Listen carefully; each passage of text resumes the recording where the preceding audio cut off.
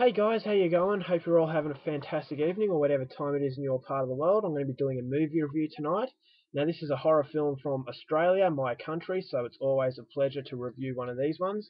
This is a very little is known about this film. I had heard nothing about it. I just saw it on the shelf 2 days ago and I thought, you beauty, I'm going to get this one. I'm really excited. This is a new Australian horror film.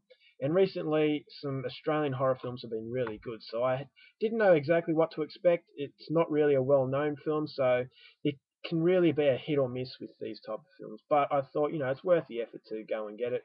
A really good release of this film. Now, apparently, this had been the director's. I think it's his first feature film, and he really struggled to actually get it out there. So he actually had it for free download. Now, I didn't know about this. I didn't download it. I actually went out and bought it. And he sold frames from the film on this website to make money.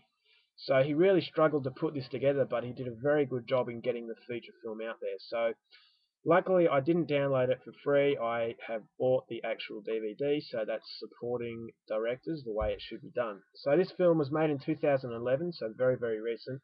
Directed by Carlo Ledesma, and this movie is called The Tunnel. Now this is a 2-disc special edition. This is the hard copy edition. Really good edition to get. It's 2 discs and it's got a lot of short films and a lot of special features, making of the film and all that kind of stuff. So it's a really worthwhile purchase.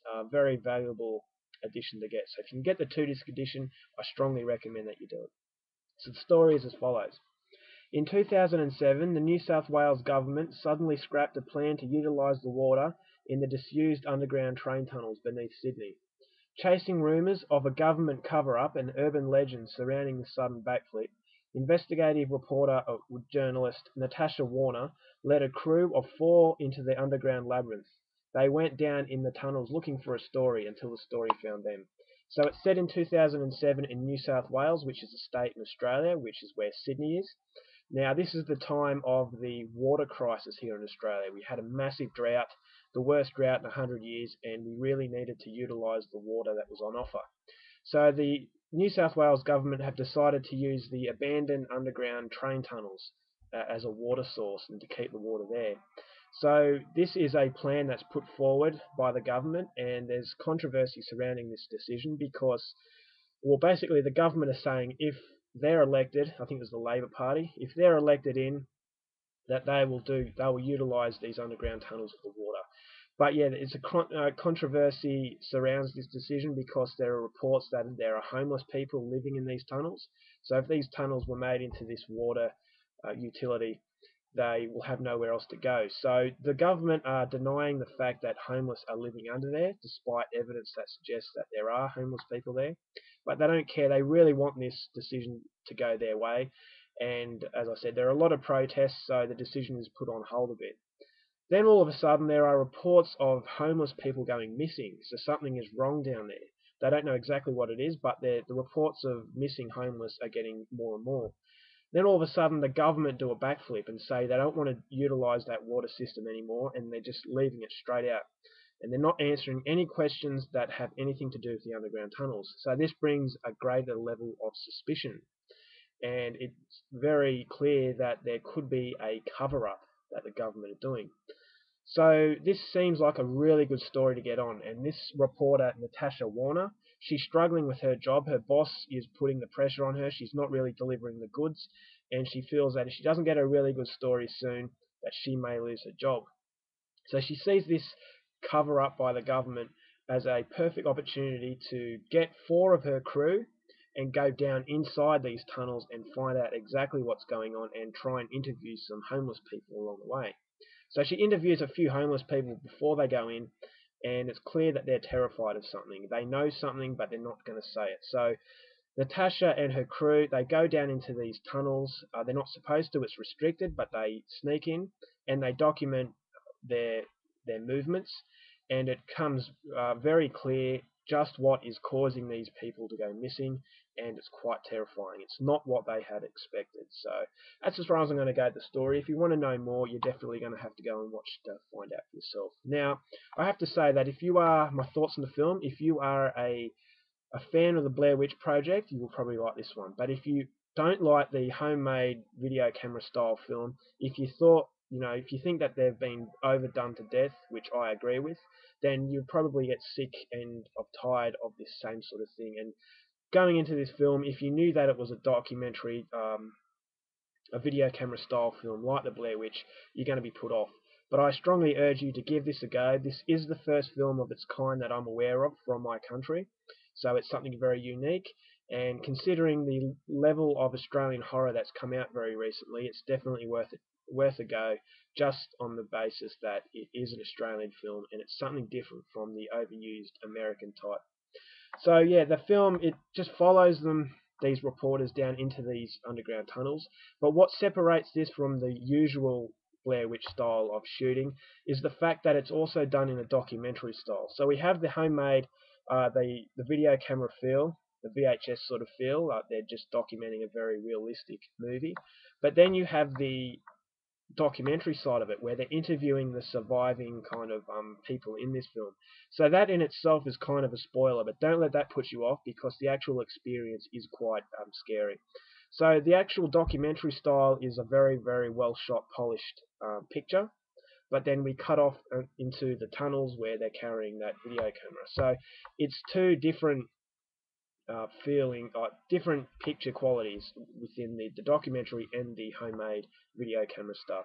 So it's not just a Blair Witch style film all the way through. It does have a unique sort of documentary style to it as well.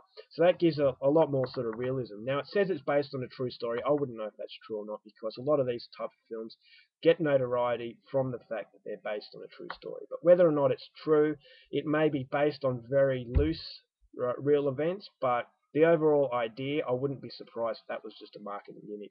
Now, my thoughts on the film are, this is a very, very good movie. It really surprised me. I heard nothing about it, which is a great shame.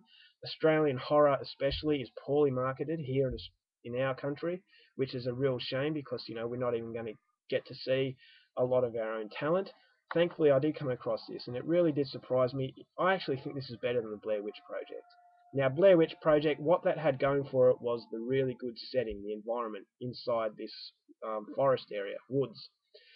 This one, it has a great environment as well. It's down in these underground tunnels, storm water drain kind of atmosphere. Now, if you've been down storm water drains, I used to get down there as a kid and cause a bit of trouble.